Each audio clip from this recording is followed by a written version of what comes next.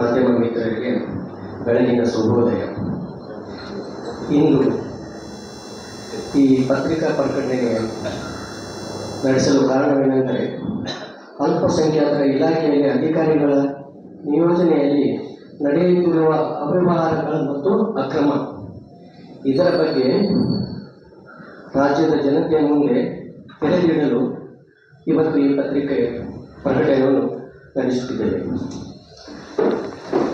ಕರ್ನಾಟಕ ರಾಜ್ಯದ ಘನತೆಯ ಸರ್ಕಾರದಲ್ಲಿ ಅಲ್ಪಸಂಖ್ಯಾತರ ಕಲ್ಯಾಣ ಇಲಾಖೆ ತನ್ನದೇ ಆದ ಒಂದು ವರ್ಚಸ್ಸು ಹೊಂದಿಕೊಂಡಿದ್ದು, ಅನುತ್ತಮವಾಗಿ ಅಲ್ಪಸಂಖ್ಯಾತರ ಕಲ್ಯಾಣ ಯೋಜನೆಯನ್ನು ಅನುಷ್ಠಾನಗೊಳಿಸಲು ಉದ್ದೇಶಿಸಿದ ಇಲಾಖೆಯಂತೆ ಬಡ, ದೀನ, ದಲಿತ ಮತ್ತು ಅಲ್ಪಸಂಖ್ಯಾತರ ಪಾಲಿನ ಧೀಮಂತ ನಾಯಕ ರಾಜ್ಯದ ಮುಖ್ಯಮಂತ್ರಿಗಳಾದ ಸನ್ಮಾನ್ಯ ಶ್ರೀ ಸಿದ್ದರಾಮಯ್ಯ ಅವರು ಅಲ್ಪಸಂಖ್ಯಾತರ ಸಮುದಾಯದ ಏಳಿಗೆಗೆ ಈ ವರ್ಷ ಸುಮಾರು 5,000 ಕೋಟಿ ಅನುದಾನವನ್ನು ಬಿಡುಗಡೆ ಮಾಡಿದ್ದಾರೆ. ಆದರೆ ಈ ಅನುದಾನವನ್ನು ಸಮರ್ಪಕವಾಗಿ ಬಳಸಿಕೊಳ್ಳಲು ಇಲಾಖೆಯಲ್ಲಿ ಯಾವುದೇ ಹುಮ್ಮಸ್ಸು ಕಾಣುತ್ತಿಲ್ಲ.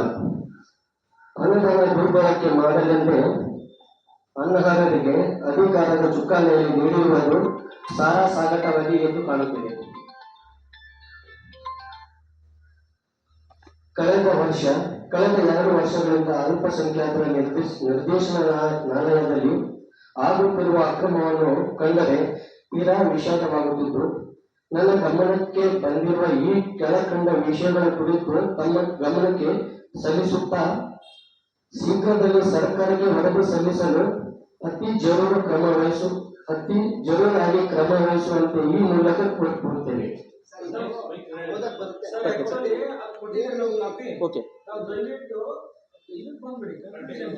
ಎಲ್ಲ ಮಿತ್ರ ಮಾಧ್ಯಮದವರಿಗೆ ಶರಣಾರ್ಥಿಗಳನ್ನು ತಿಳಿಸ್ತಾ, ನಾವು ಸಂಗಮಾನಂದ ಸ್ವಾಮೀಜಿ ಸರ್ವಧರ್ಮ ಸಂಗಮ ಪೀಠ ಬೆಂಗಳೂರು,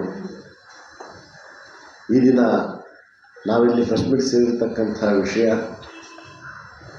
ಅಲ್ಪಸಂಖ್ಯಾತರ ಇಲಾಖೆಯಲ್ಲಿ ಅಧಿಕಾರಿಗಳ ನಿಯೋಜನೆಯಲ್ಲಿ ನಡೆಯುತ್ತಿರುವ ಅವ್ಯವಹಾರಗಳು, ಅಕ್ರಮಗಳನ್ನು ಬಯಲಿಗೆಳೆಯುವಂತಹ ಒಂದು ವ್ಯವಸ್ಥೆಗೆ ನಾವು ಇವತ್ತು ಎಲ್ಲರೂ ಕೂಡಿದ್ದೇವೆ. ಮಾಧ್ಯಮ ಮಿತ್ರರ ಒಂದು ಸಹಾಯ ಮತ್ತು ಸಹಕಾರದಿಂದ ಇಂತಹ ವೈಮಾನಿಕವಾಗಿರ್ತಕ್ಕಂಥ, ಅವೈಜ್ಞಾನಿಕವಾಗಿರ್ತಕ್ಕಂಥ ಮತ್ತು ಸಮಾಜದಲ್ಲಿ ಒಂದು ವ್ಯವಸ್ಥೆ ಇದೆ.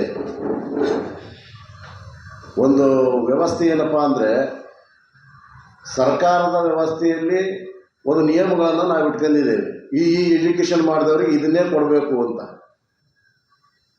ಈಗ ಎಲೆಕ್ಟ್ರಿಕಲ್ ಹುದ್ದೆಗಳನ್ನು ಪಡೆದಿರ್ತಕ್ಕಂಥವರು ಮತ್ತು ಈ ಇಂಜಿನಿಯರಿಂಗು ಕೆಲವೊಂದು ಹುದ್ದೆಗಳನ್ನು ಪಡೆದಿರ್ತಕ್ಕಂಥವರು ಆಯಾ ಹುದ್ದೆಗೆ ತಕ್ಕ ರೀತಿಯಲ್ಲಿ ಅವರಿಗೆ ಒಂದು ಹುದ್ದೆಗಳನ್ನು ಕೊಡಬೇಕು.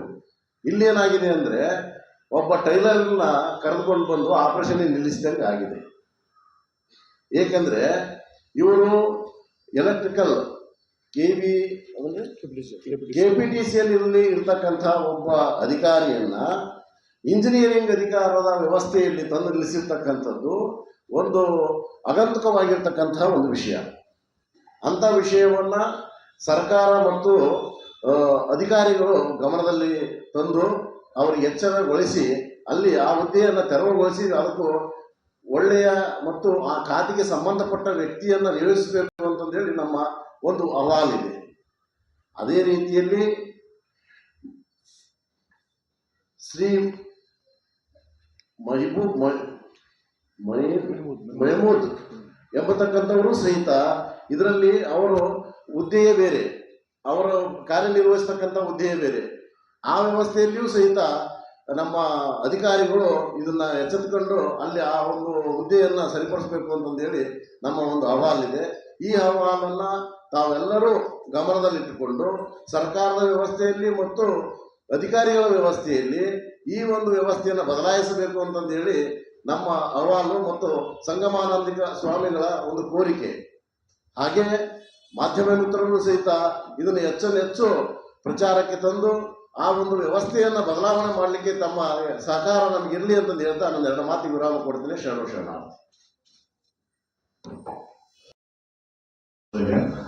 ಅವರಿಗೆ ಅನುಮತಿ ಕೂಡ ಸಿಕ್ಕಿಲ್ಲ ಇದುವರೆಗೂ. ಶ್ರೀನಿವಾಸನ್ ಐದು ಸಾವಿರ ಅವ್ರಿಗೂ ಮಾತಾಡಿದ್ವಿ, ಅದಕ್ಕೆ ಮುಂಚೆ ಮನೋಜ್ ಇದ್ರು ಅವ್ರಿಗೂ ಮಾತಾಡಿದ್ವಿ. ಯಾರು ಇದ್ರ ಬಗ್ಗೆ ಗಮನ ಹರಿಸ್ತಾ ಇಲ್ಲ. ಆಮೇಲೆ ಸಂಬಂಧಿತ ಅಧಿಕಾರಿಗಳಿದ್ದಾರೆ ನಮ್ಮ ಇಲಾಖೆ, ಅವ್ರಿಗೂ ಲೆಟರ್ ಕೊಟ್ಟಿದ್ದೀನಿ, ಹಲವಾರು ಬಾರಿ ಭೇಟಿಯಾಗಿದ್ದೀನಿ. ಇದುವರೆಗೂ ಯಾರು ಅದ್ರ ಬಗ್ಗೆ ಗಮನ ತಗೊಳ್ಳೋಕೆ ಯಾರು ತಯಾರಿಲ್ಲ. ಕೊನೆಯದಾಗಿ ಸ್ವಾಮೀಜಿಯವರಿಗೆ ಬಹಳ ವಿಚಾರ ನಾನು ಹೇಳಿದ್ದೆ. ಬಹಳ ಜನ ಇದ್ರ ಬಗ್ಗೆ ಉತ್ತರಗಳಾಗ ಜನ ಬಹಳ ನಮಗೆ ಪರಿಚಯ ಇದ್ದಾರೆ. ಎಲ್ಲರೂ ನಮ್ಮನ್ನು ಬಹಳ ಒತ್ತಾಯ ಮಾಡಿದ್ರು, ಅವರು ಸ್ಪಂದಿಸ್ತಾ ಇಲ್ಲ, ಯಾವ್ದು ಕೆಲಸ ಕೊಡ್ತಾ ಇಲ್ಲ, ಕಮಿಷನ್ ಕೇಳ್ತಾರೆ, ಈ ರೀತಿಯಾಗಿ ಮಾಡ್ತಾ ಇದ್ದಾರೆ ಅಂತ ಬಂತು. ಅದಕ್ಕೆ ಎಲ್ಲರೂ ಸರಿ ಹೊತ್ತು ಪ್ರೆಸ್ಮೆಂಟ್ ಮಾಡಿದ್ದೀವಿ. ಇನ್ನು ಮುಂದೆ ಏನಾಗುತ್ತೆ ಅಂತ ನೋಡ್ಕೊಂಡು ಎಲ್ಲರಿಗೂ ಮನವಿ ಕೊಡ್ತಾ ಇತ್ತು, ಎಲ್ಲರೂ ಭೇಟಿ ಮಾಡಿದ್ರು. ನಿಮ್ಮ ಮುಂದಿನ ನಡೆ ನಿಮ್ ಕೈಲಿದೆ. ಯಾಕಂದ್ರೆ ನೀವು ಎಷ್ಟು ಪ್ರಚಾರ ಮಾಡ್ತೀರೋ ಇದು ಹಂಗೆ ಸಿಗುತ್ತೆ. ಉಗ್ರವಾದ ಹೋರಾಟಕ್ಕೆ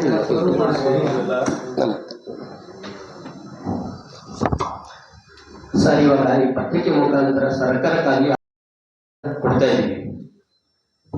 ನಾವು ಸ್ವಲ್ಪ ದಿನ ಕಾದು ನೋಡ್ತೀವಿ. ಇದರಲ್ಲಿ ವ್ಯವಸ್ಥಿತವಾಗಿ ನಡೆಯದೆ ಹೋದರೆ ಮುಂದಿನ ದಿನಗಳಲ್ಲಿ ನಾವು ರಾಜ್ಯದ ತುಂಬಾ ಹೋರಾಟ ಮಾಡಕ್ಕೆ ನಾವು ಇವತ್ತು ಎಚ್ಚರಿಕೆ ಅಧಿಕಾರ ಆ ಇಲಾಖೆಗಾಗ್ಲಿ ಮತ್ತು ಕರ್ನಾಟಕ ಸರ್ಕಾರಕ್ಕಾಗ್ಲಿ ಒಂದು ಎಚ್ಚರಿಕೆಯನ್ನು ಕೊಡ್ತಾ ಇದ್ದೀವಿ. ಇದು ವಾಸ್ತವವಾಗಿ ಕರೆಕ್ಟಾಗಿ ಇದು ಪಾರದರ್ಶಕವಾಗಿ ನಡೆದೇ ಹೋದರೆ ಆದಷ್ಟು ಬೇಗ ಮುಂದಿನ ದಿನಗಳಲ್ಲಿ ನಾವು ಕರ್ನಾಟಕ ರಾಜ್ಯದಲ್ಲಿ ಪ್ರತಿಯೊಂದು ಜಿಲ್ಲೆಯಲ್ಲಿ ನಾವು ಹೋರಾಟಕ್ಕೆ ಇಳಿಬೇಕಾಗತ್ತೆ.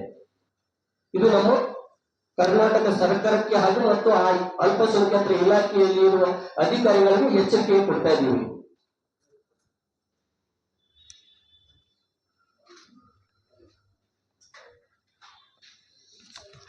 ಮತ್ತೇನಾಗ್ತೀವಿ